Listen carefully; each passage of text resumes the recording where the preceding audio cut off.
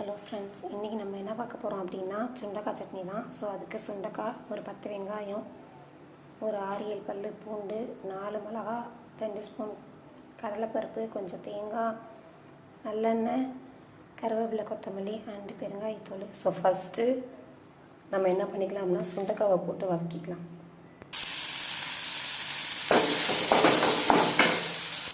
இந்த அளவுக்கு நல்லா சுருளை வதக்கிக்கணும். நல்லெண்ணெய் போட்டு தான் வதக்கணும். நெக்ஸ்ட்டு நம்மளோட கடலை போட்டுடலாம். அது கூடவே மிளகா அடுத்தது போடுவோம்.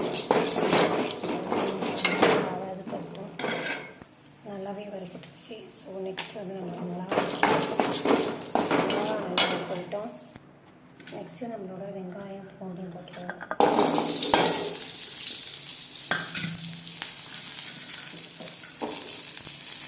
வெங்காயம் புளி சொல்லவே இல்லைனால புளி ஒரு கொஞ்சம் கொடுத்துக்கலாம்.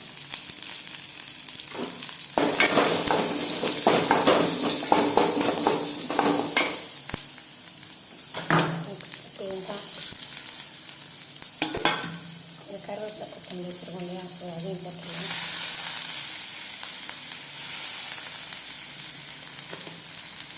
ஃபஸ்ட்டு பெருங்காயத்தூள்,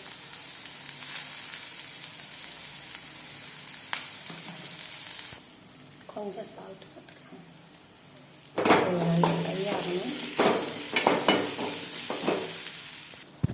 இப்போ நல்லா ஃப்ரை ஆகிடும். ஸோ இப்போ ஏற்கனவே நம்ம வறுத்து வச்சுக்கலையா, ஸோ எல்லாத்தையும் போட்டோம்.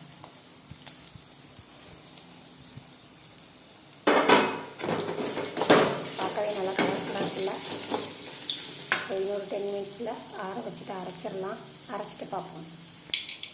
ஸோ நம்மளோட சுண்டக்காய் சட்னி ரெடி ஆகிடுச்சு. ஸோ தாளிச்சுட்டு கொட்டிடலாம். ஸோ ஆக்சுவலாக இது சுண்டக்காய் சட்னின்னு சொல்கிறத விட அயன் சட்னின்னு தான் சொல்லுவோம். ஸோ எப்போல்லாம் எங்கள் வீட்டில் சுண்டக்காய் கிடைக்குதோ அப்போல்லாம் நான் இது மாதிரி செஞ்சு சாப்பிட்ருவேன். ஸோ எங்கள் வீட்டில் எல்லாேருக்கும் இது ரொம்ப பர்ஃபெக்டாக ரொம்ப பிடிக்கும் வித் தோசை காம்பினேஷனுக்கு.